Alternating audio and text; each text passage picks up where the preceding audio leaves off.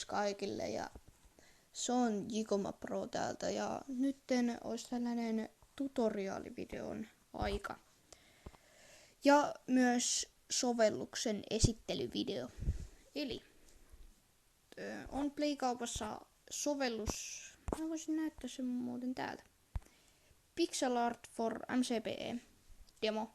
Eli tästä on maksullinen ja ilmainen versio. Eli miten tämä sovellus toimii on, että sä meet Minecraftiin.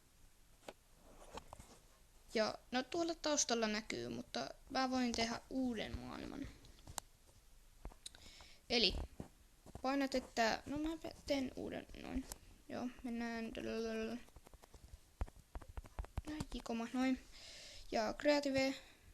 Joo, ei tarvi olla muita oikeastaan. Ja sitten kun me ollaan täällä maailmassa, onpa hieno maailma, niin te menette vaan tähän maahan, näin, ja exitaat worldista. Noin. Ja sitten menette sinne appiin, Pixel Art. Ja nytten te painatte Select Image ja vaikka toi, noin. Ja sitten te pastetatte sen, kun te olette valinnut täältä kaikki nämä vertical, horizontal, kaikki nämä mitä te nyt haluatte, että mitä se nyt, niin kuin, kuinka suuri se on ja kaikkea tällaista. Sitten te painatte paste. Ja muistakaa, teidän pitää olla siellä maassa, exitannut siitä worldista.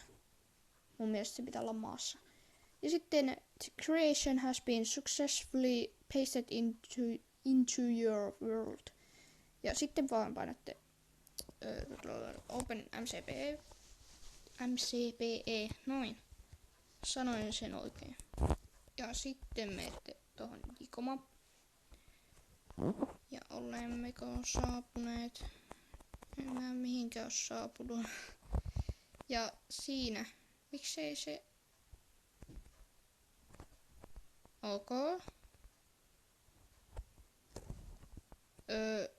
Ok. Mitä tapahtui? No se toi varmaan toi tree, joo, puu, niin oli varmaan tiellä, mutta kumminkin siitä pitäisi tulla sellainen. Näköjään ei tullut nytten, mutta mä pistän tohon viereen sitten, tai sitten tohon perään ton oikein kuvan, jos haluatte nähdä sen siitä.